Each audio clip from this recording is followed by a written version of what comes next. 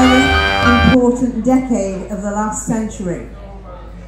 It was during this country's darkest period, in the early days of the Second World War, in fact in 1940, when one man, Winston Churchill, came forward to inspire the nation with the courage and the determination to fight on.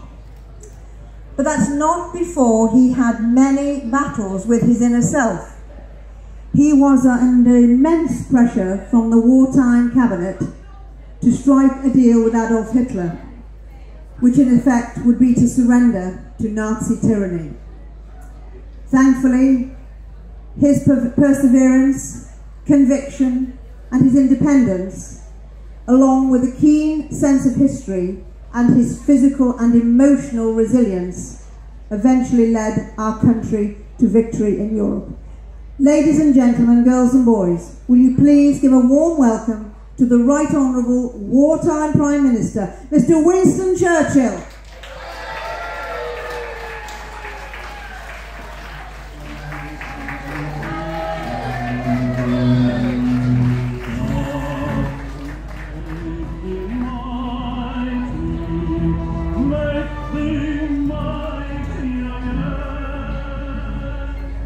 Good afternoon, everybody. We do hope you are enjoying your weekend in this wonderful weather and this wonderful event. Now, this year has been a very special year. In June of this year, we commemorated the 80th anniversary of the D-Day landings, when a large armada of ships packed with 150,000 troops set sail to liberate Europe from evil Nazi rule. And after various beaches, landings and fightings, Germany surrendered unconditionally.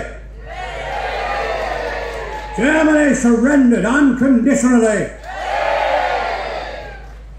Now, we must never forget the brave sacrifice that has been made and is still being made in the cause of freedom, especially when this country stood alone against Hitler and his evil Nazi regime. When after the fall of France, they were only 20 miles away across the English Channel, when Hitler looked across and he said to Hermann Goering, "We shall land on British soil." What he hadn't anticipated was the bravery of our fighter pilots and the wonderful Spitfires and Hurricanes. Let's give them a big round of applause.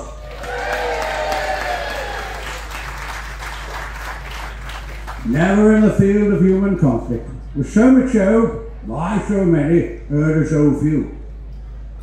I would now like to recall for you an extract from the Battle of Britain speech which I broadcast to the nation during this country's darkest hour to stiffen the resolve to fight on.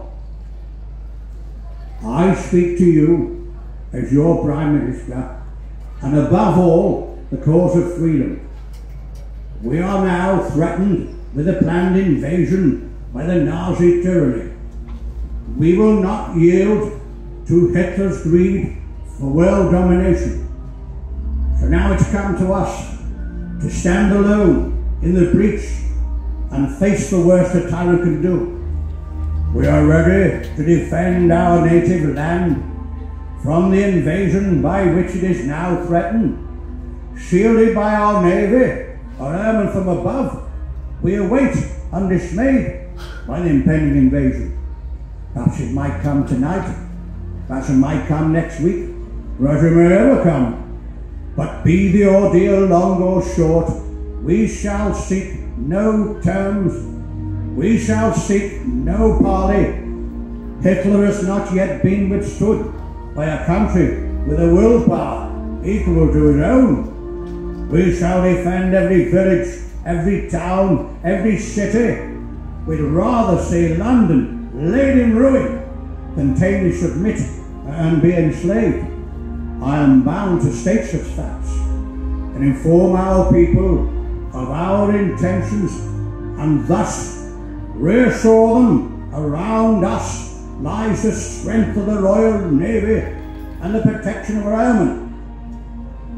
I I stand head of a government with one bond that unites us all, namely that we shall endure whatever lies ahead to preserve the cause of freedom.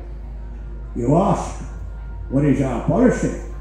It's to wage war by sea, land and air, with all our might and with all the strength God can give us.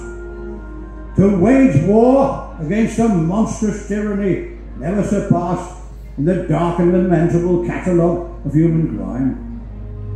That is our policy. You ask, what is our aim? I can answer in one word: victory. Victory at all costs. Victory in spite of all terror. Victory, however long and hard the road may be. For without victory, there is no survival. The Battle of France is over, and the Battle of Britain is about to begin.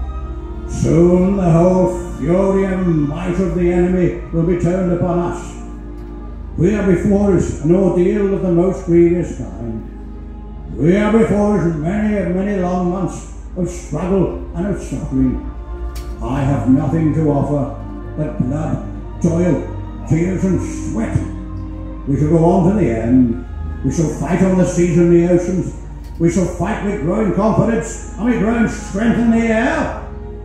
We shall defend our island, whatever the cost may be. We shall fight on the beaches. We shall fight on the landing grounds. We shall fight in the fields and in the streets. We shall fight in the hills. We shall never surrender. Upon this battle depends the future of all civilization. Upon it depends our own British life, all that Britain is, and all that Britain means. Hitler knows that he will have to break us in this island or lose the war.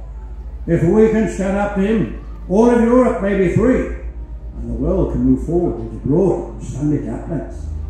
But if we fail, then the whole world, including the United States, including all that we've known and cared for, will sink into the abyss of a new dark age, made more sinister and more protracted by the lights of perverted science.